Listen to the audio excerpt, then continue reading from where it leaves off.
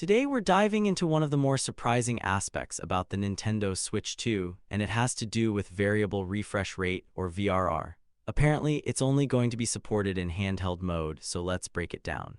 First, if you're not familiar, VRR stands for variable refresh rate. In simple terms, it allows the screen to adjust its refresh rate in real time to match the frame rate of the game you're playing.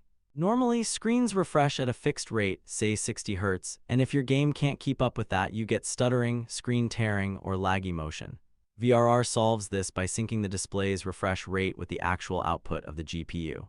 So if your game dips to 48 frames per second, the screen refreshes at 48 Hz. It's buttery smooth and way more immersive. On the current Nintendo Switch, we don't get VRR at all.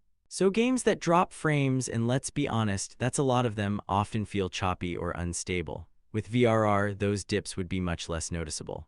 Gameplay looks cleaner, controls feel tighter, and the overall experience is more polished, especially in fast-paced or visually demanding games. Now here's where things get interesting and a bit confusing. The Switch 2 will support VRR, but only in handheld mode. That's right. If you dock the system and play on your 4K TV, no VRR, but if you're gaming on the built-in screen, you get it. There are a few theories why. One is cost. Adding VRR support for HDMI output might require licensing, more expensive components, or added development complexity.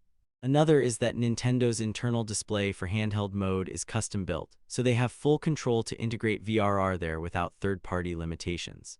Another angle, Nintendo may be prioritizing performance smoothing for handheld gaming since that's where most frame dips are noticeable on a smaller, less powerful device.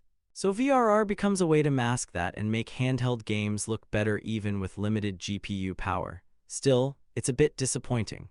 A lot of gamers dock their Switch to play on high-end TVs that already support VRR over HDMI 2.1.